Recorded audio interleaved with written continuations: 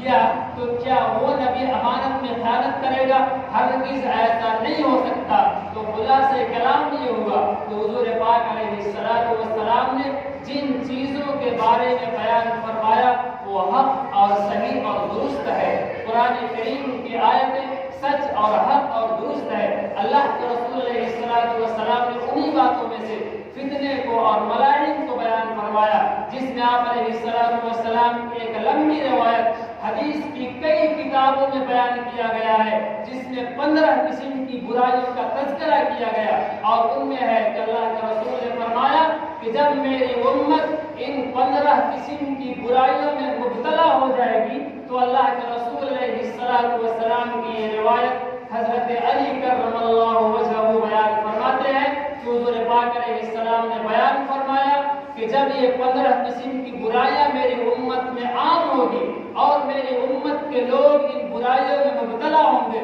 تو اللہ کے عذاب سے اس کو کوئی نہیں بچا سکتا ہے۔ اور ان 15 قسم کی برائیوں کی تفسیر سنن ابن ماجہ کے اندر اور دیگر احادیث کی کتابوں میں امام عیسیٰ ترمذی علیہ الرحمہ نے اپنی کتاب ترمذی شریف کے اندر یہ حدیث کو بیان فرمایا، اور ان میں سے خلاصے کے طور پر یہ بیان فرمایا ہے کہ اللہ کے رسول نے فرمایا جب امانت میں خیانت کی جائے گی، جب مال غنیمت میں لوگ اپنے مال سمجھنے لگیں گے، جب زکوٰۃ کو لوگ تاوان سمجھنے لگیں گے، یعنی زکوٰۃ دینا خوش دلی کی وجہ سے نہیں ہوگا بلکہ لوگ زکوٰۃ دینے کے وقت ایسا سوچیں گے کہ میں کوئی چیز کا جرمانہ ادا کر رہا ہوں۔ اللہ کے رسول نے فرمایا مساجدوں میں جب بازاروں کی طرح شور ہونے لگیں گے، انہیں 15 قسم کی برائیوں میں فرمایا کہ جب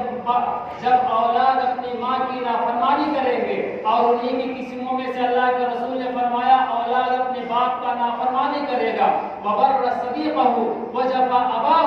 اپنے دوست کو قریب کرے گا اور اپنے باپ کو دور کرے گا۔ اور حضور پاک علیہ السلام نے بیان فرمایا کہ نااہل لوگ جب عہدوں میں قبضہ کر لیں گے، نااہل لوگ جب اپنے کاموں کو اپنے سپرد کر لیں گے، تو حضور پاک علیہ السلام نے بیان فرمایا کہ ان قسم کی برائیوں میں جب میری امت مبتلا ہوگی تو اللہ کا عذاب ایسا آئے گا کہ حضور پاک علیہ السلام فرماتے ہیں تسبیح کا کوئی دھاگا ہو، مثال کے طور پر یہ تسبیح رکھی ہوئی ہے، اس کے دھاگے کو اگر کاٹ دیا جائے بیچ سے تو یہ سارے دانے گر جائیں گے۔ اللہ کے رسول نے فرمایا کوئی موتی کا ہار ہو اور اس کے لڑی کو کاٹ دیا جائے تو موتی کے دانے پے بپے زمین پر لگاتار گریں گے، گر جاتے ہیں۔ اسی طرح سے ان 15 قسم کی برائیوں میں اگر میری امت مبتلا ہوگی تو اللہ تعالیٰ ان پر پے در پے عذاب نازل کریں گے، اور اللہ کے رسول نے فرمایا اس وقت میری امت کے لوگ زمین میں زندہ رہنے سے بہتر ہے کہ زمین کے نیچے دفن ہو جائے۔